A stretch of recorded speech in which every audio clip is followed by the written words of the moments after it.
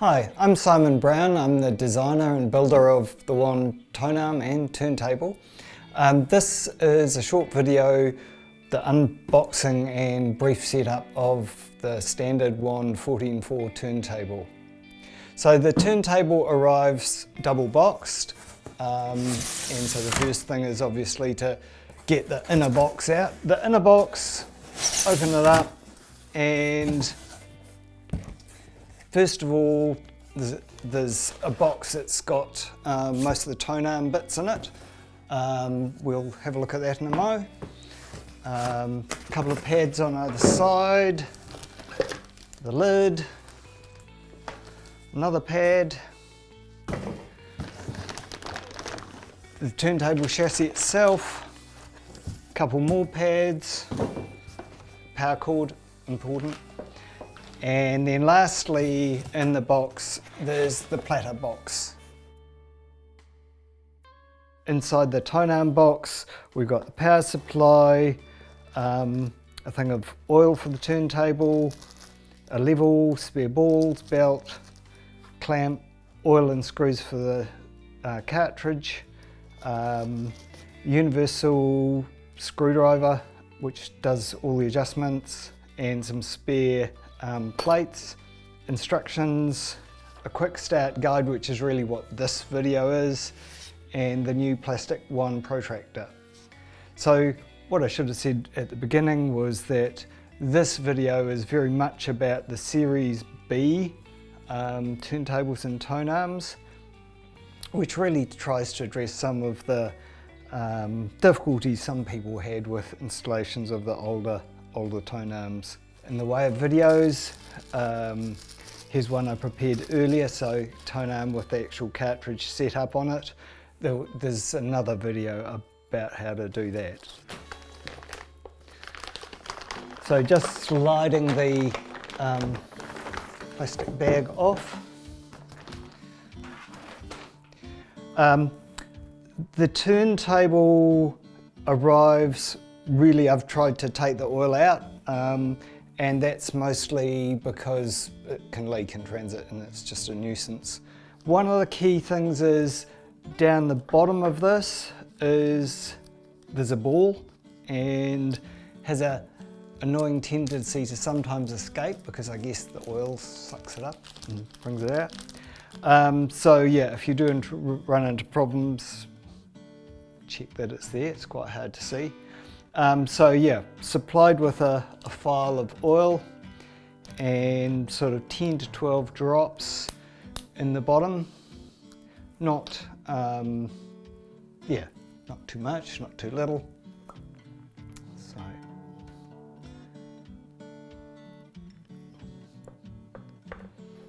and there we're ready to go.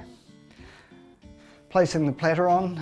One of the things about the Series B turntables, it's partly Series B, the second one, but it's also Series B for black, is that it now has this black carbon fibre mat attached to it.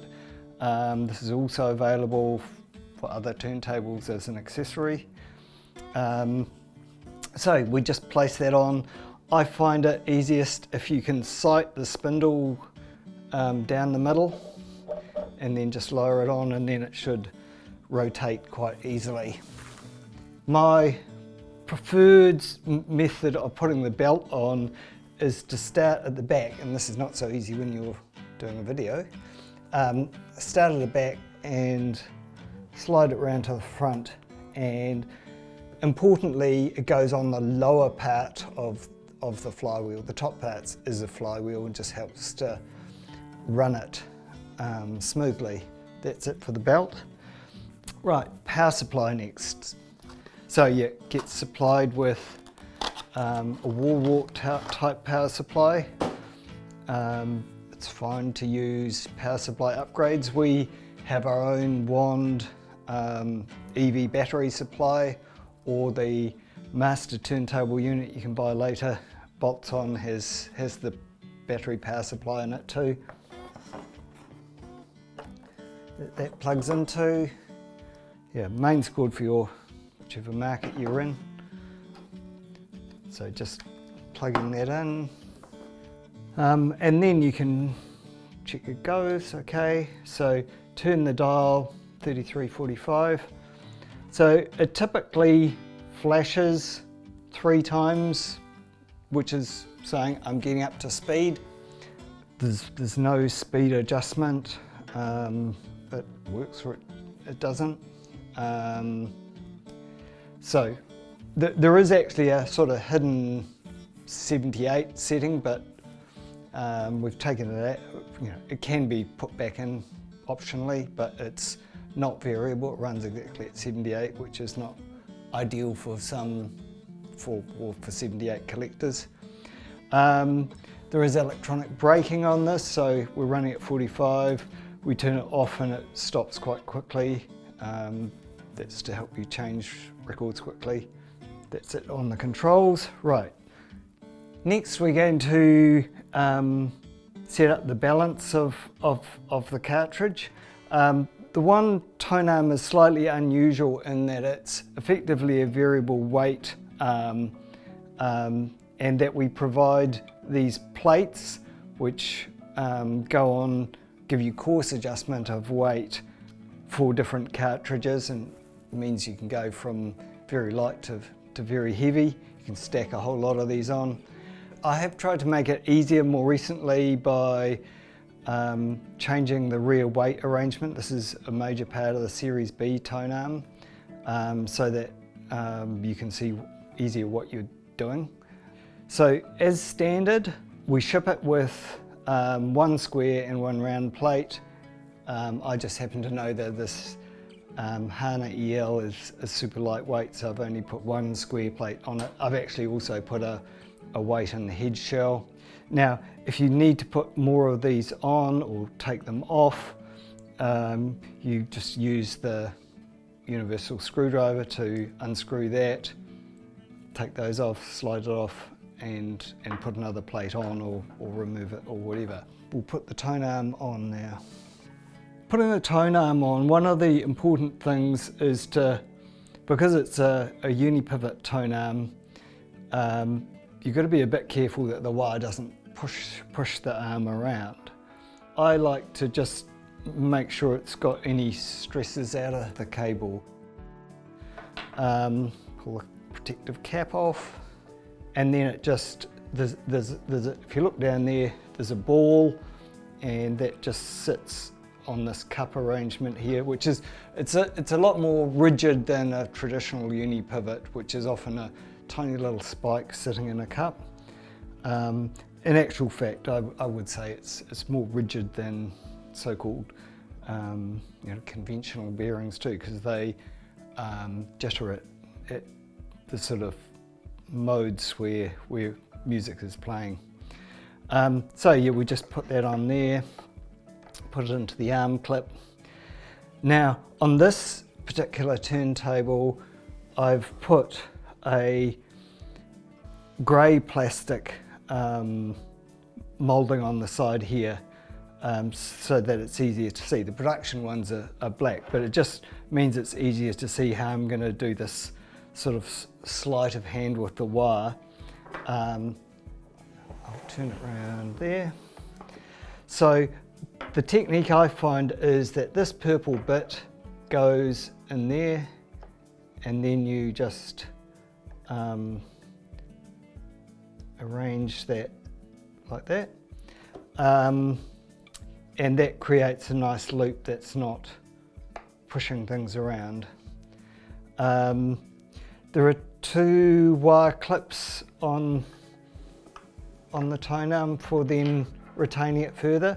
You can push it into that one under there at the back, and or this one there. The next thing on the turntable is to level the feet. There are 3 suspension feet to level it. I will pick it up. There's one here, and one over here, but you can see the 3 black feet there. So we supply a bubble level, which may or may not look exactly like this. And yeah, so then you just raise them, wind them up or down to level it. One there, one here and one at the rear. So here you can see we're off to one side, so I'm picking it up. I could take the weight off the foot, winding it up a bit, and then we're nearly there. And that's more like level one. When you're leveling, do check that the bottom of the motor cover is actually clearing the ground. It should clear anyway, but in your particular application it might not. So let's check the weight of where we've got to for a start. Taking the stylus guard off, I'm using a digital scales here. This set's okay. I don't like 90% of the ones that are out there because they're quite unreliable, and people get all hung up about, oh, it's got 2 decimal places, but they're not remotely accurate to that generally. But it's easier to see for a video purpose. Personally, I really like the Shure mechanical stylus gauge, but they're not made anymore. So just use the lowering lever to lower it onto that. So 1.7 grams, it's a bit light. So we'll just wind this in to make it fractionally heavier. 1.9, just going a little more. 2.03, that's fine. The Hana EL is supposed to be 2 grams, and at the end of the day, there's a good 20% tolerance in production for cartridges, and you really have to do around what the manufacturer specifies to see what really works for you and your system and how worn it is and all those sort of things. You can then, if you like, just tighten these 2 weights together to lock them.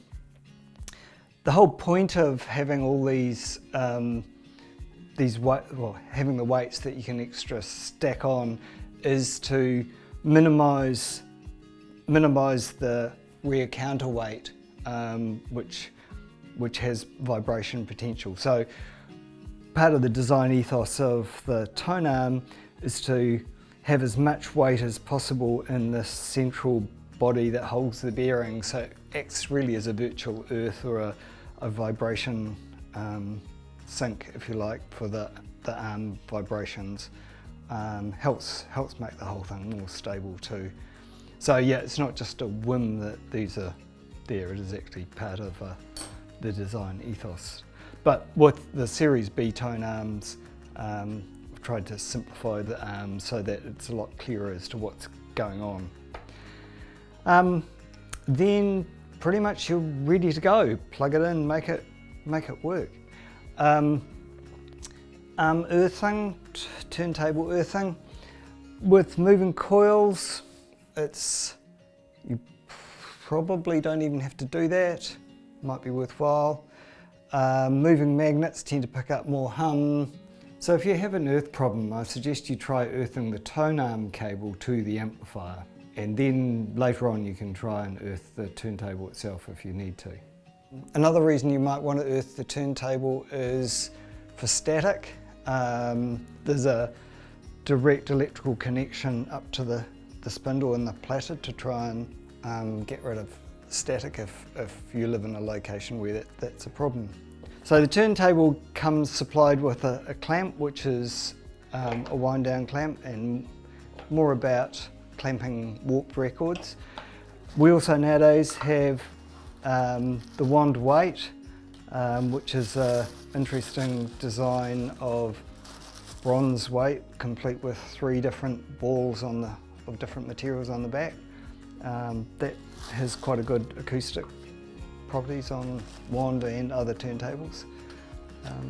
Enjoy.